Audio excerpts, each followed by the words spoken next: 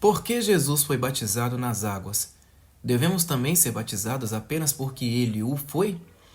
Essa é uma pergunta frequentemente respondida de forma simplista por muitas religiões, que afirmam: devemos ser batizados porque Jesus também se batizou. No entanto, essa resposta revela a falta de compreensão bíblica e conhecimento das Escrituras. É necessário considerar o verdadeiro propósito do batismo de Jesus. Ele não foi batizado para purificação de pecados, pois o próprio Cristo não tinha pecado. Como afirma a Escritura, aquele que não conheceu o pecado, ele o fez pecado por nós, para que nele fôssemos feitos justiça de Deus. 2 Coríntios 5:21. Então, por que Jesus foi batizado? A resposta está claramente registrada em Mateus 3, do 13 ao 15. Por esse tempo, dirigiu-se Jesus da Galiléia para o Jordão, a fim de que João o batizasse. João, porém, procurava dissuadi-lo, dizendo: Eu é que preciso ser batizado por ti, e tu vens a mim? Mas Jesus lhe respondeu: Deixa por enquanto, porque assim nos convém cumprir toda a justiça. Então ele o admitiu. Mateus 3, do 13 ao 15. A expressão cumprir toda a justiça significa cumprir a lei. Jesus veio ao mundo com o propósito de cumprir a lei e os profetas, conforme ele mesmo declarou. Não penseis que vim revogar a lei ou os profetas. Não vim para revogar, vim para cumprir. Mateus 5,17. O batismo de Jesus, portanto, foi um ato simbólico e profético necessário para a consumação da justiça e o cumprimento do antigo pacto. Assim como ele jejuou 40 dias no deserto e se entregou à morte na cruz, também foi batizado, não por necessidade pessoal, mas para cumprir os desígnios de Deus expressos na lei.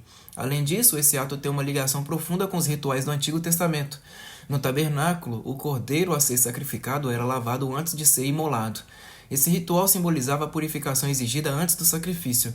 Da mesma forma, Cristo, o Cordeiro de Deus, foi batizado, simbolizando essa preparação para o sacrifício. Sabendo que não foi mediante coisas corruptíveis, como prata ou ouro, que fostes resgatados, mas pelo precioso sangue, como de cordeiro sem defeito e sem mácula, o sangue de Cristo. 1 Pedro 1, 18 e 19. O batismo de Jesus, portanto, representava a lavagem simbólica do cordeiro antes da imolação, como ordenava a lei. Após esse ato, Cristo iniciou seu ministério e 3 anos depois entregou-se como sacrifício vivo na cruz do Calvário. Ali foi consumado o verdadeiro batismo, o batismo no sangue.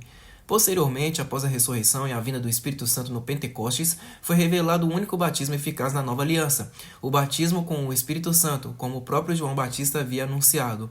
Eu vos batizo com água para arrependimento, mas aquele que vem depois de mim é mais poderoso do que eu. Ele vos batizará com o Espírito Santo e com fogo. Mateus 3:11. O apóstolo Paulo confirma essa realidade ao afirmar: há um só Senhor, uma só fé e um só batismo. Efésios 4:5. E em sua carta aos Romanos declara: porque o fim da lei é Cristo, para a justiça de todo aquele que crê. Romanos 10:4. Cristo é o fim da lei e, com seu sacrifício, aboliu a necessidade dos antigos rituais da lei para a salvação. O batismo nas águas como prática cerimonial não confere salvação. A salvação é obra exclusiva de Deus realizada por meio do sacrifício perfeito de Cristo na cruz. Misturar a graça com a lei, como fazem muitos hoje, é contrariar a própria essência do Evangelho. A salvação não está em obras humanas, nem em rituais exteriores, mas unicamente pela fé na obra consumada de Cristo. Porque pela graça sois salvos, mediante a fé. E isto não vem de vós, é dom de Deus, não de obras, para que ninguém se glorie. Efésios 2, 8 e 9. Portanto, à luz das Escrituras, compreendemos que o batismo de Jesus foi um ato de obediência e cumprimento da justiça, prefigurando o seu sacrifício. A partir da cruz, inaugurou-se uma nova aliança na qual não há mais batismos de água como requisito para a salvação, mas sim o batismo do Espírito Santo que nos une a Cristo e nos faz participantes de sua morte e ressurreição.